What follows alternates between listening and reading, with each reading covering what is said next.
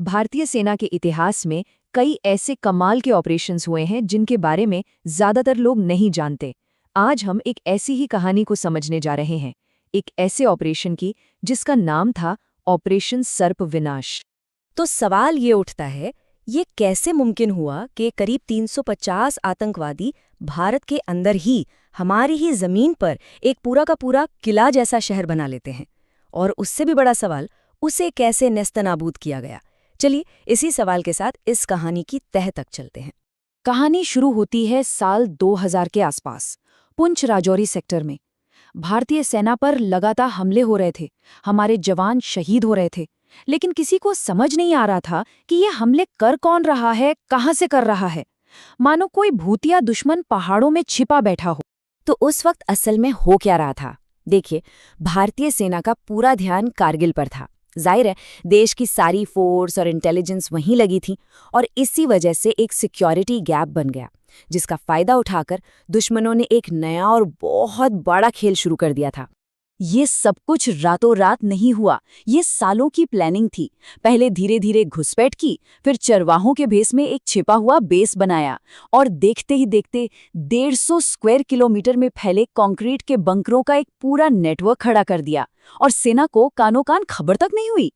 मतलब सोचकर देखिए सिचुएशन, एक ऐसे दुश्मन से लड़ाई हो रही है जो दिखाई नहीं दे रहा, जिसके आने के कोई निशान नहीं मिल रहे, लेकिन वो लगातार आपका नुकसान कर रहा है। आर्मी के लिए ये सबसे बड़ी पहेली थी। वो जानते थे कि कुछ बहुत बड़ा गड़बड़ है, पर दुश्मन का कोई अता पता नहीं था। लेकिन फिर धीरे धीरे पहेली के छोटे छोटे टुकड़े जुड़ने लगे। कुछ ऐसी बातें सामने आने लगी जिनका आपस में कोई कनेक्शन नहीं लग रहा था, पर जब उन्हें जोड़ा गया तो एक बहुत ही खतरनाक तस्वीर सामने आई।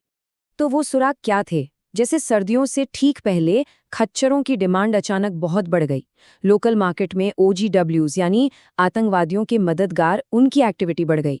और सबसे अजीब, पहाड़ों की ऊंचाई पर जहाँ कोई नहीं रहता था, वहां बर्फ में अजीब से पिघले हुए धब्बे दिख रहे थे।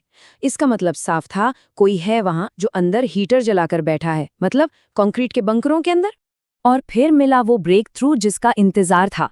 इंटेलिजेंस के आधार पर आर्मी ने सामान ले जा रहे एक ग्रुप पर घात लगाई, और पहली बार उस सीक्रेट बेस का एक आतंकवादी जिंदा हाथ लगा। बस यही वो पल था जो इस पूरे ऑपरेशन का गेम चेंजर बना। जब उस आतंकवादी से पूछताछ हुई तो उसने जो बताया उससे सबके होश उड़ गए। उसने कंफर्म किया कि हेलकाका के जंगलों में एक पूरा आतंकवादी हेडक्वार्टर है, जिसमें सैकड़ों विदेशी लड़ाके हैं, और उनके बंकर ऐसे हैं जिन्हें तोड़ना नामुमकिन है। अब आता है इस पूरे ऑपरेशन का सबसे दिलचस्प और जीनियस हिस्सा, साइकोलॉजिकल वॉरफेयर यानी मनोवैज्ञानिक युद्ध। ये एक ऐसा दांव था जिसने असल लड़ाई शुरू होने से पहले ही जीत लगभग तय कर दी थी। ये हथियारों की नहीं, दिमाग की लड़ाई थी। ये प्लान एकदम ब्रिलियंट था। आर्मी को पता चल चुका था कि आतंकवादी उनके रेडियो मैसेज सुन रहे हैं, तो उन्होंने इसी बात का फायदा उठाया। आर्मी ने जानबूझकर रेडियो पर नकली प्लान्स ब्रॉडकास्ट करने शुरू कर दिए कि हम फलां जगह हमला करेंगे, हमारी मूवमेंट वहां होगी। और जब दुश्मन का सारा ध्यान उन झूठी जगहों पर था, तब हमारी सेना चुपचाप उनकी नाक के नीचे असली हमले की तैयारी कर रही थी। तो नतीजा क्या हुआ? सीधा सादा, दुश्मन देख कहीं और रहा था और हमला कहीं और होने वाला था। आर्मी ने एलिमेंट ऑफ सरप्राइज पूरी तरह से हासिल कर लिया था। दुश्मन को अंदाजा भी नहीं था कि उन पर क्या कहर टूटने वाला है।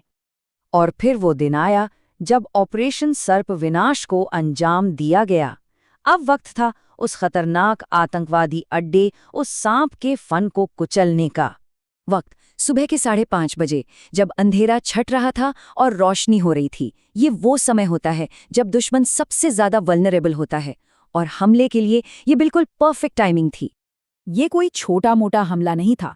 इसमें एयरफोर्स के MI-17 हेलीकॉप्टर्स, आर्मी की सबसे खतरनाक यूनिट 9 पैरा स्पेशल फोर्सेस और राष्ट्रीय राइफल्स के जवान शामिल थे।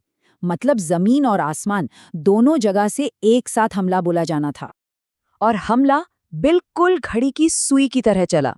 सबसे पहले हेलीकॉप्टर्स ने रॉकेट से मेन कमांड बंकरों को उड़ा दिया।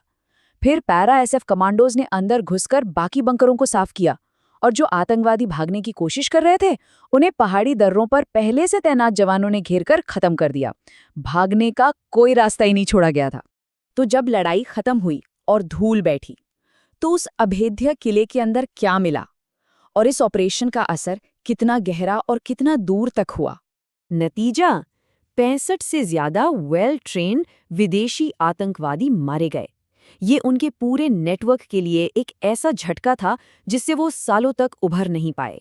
और जब अंदर तलाशी हुई तो जो सामान मिला वो हैरान करने वाला था।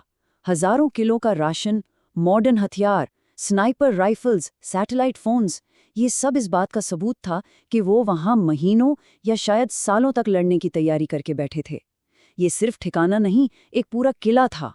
लेकिन हथियारों से भी ज्यादा कीमती चीज मिली, एक आतंकवादी की डायरी। ये एक इंटेलिजेंस का खजाना साबित हुई। इसमें किसको कितने पैसे दिए गए, कौन कौन से मुखबिर मारे गए और पूरे देश में फैले स्लीपर सेल नेटवर्क का पूरा कच्चा चिट्ठा था। और इसी डायरी और सैटेलाइट फोन से मिली जानकारी के दम पर देश भर में फैले उनके सैकड़ों मददगारों और स्लीपर सेल्स को पकड़ा गया। मतलब लड़ाई सिर्फ हिलकाका के जंगलों में ही नहीं जीती गई, बल्कि इस एक ऑपरेशन ने पूरे देश में आतंकवाद की कमर तोड़ दी। तो कुल मिलाकर ऑपरेशन सर्पविनाश एक टैक्टिकल मास्टर स्ट्रोक था। इसकी सफलता के 3 स्तंभ थे: बेहतरीन इंटेलिजेंस, दिमागी खेल यानी साइकोलॉजिकल वॉरफेयर, और जमीन पर फ्लॉलेस एग्जीक्यूशन। ये एक ऐसी जीत थी जिसने उस पूरे इलाके को आने वाले कई सालों के लिए सुरक्षित कर दिया। तो आखिर में ये कहानी हमें एक बड़े सवाल पर छोड़ जाती है। ये ऑपरेशन हमें दिखाता है कि आज की लड़ाई में दुश्मन को सिर्फ ताकत से नहीं बल्कि दिमाग से हराना ज्यादा जरूरी है। जब एक सेना चालाकी का इस्तेमाल करती है तो जीत सिर्फ बड़ी नहीं होती बल्कि निर्णायक होती है।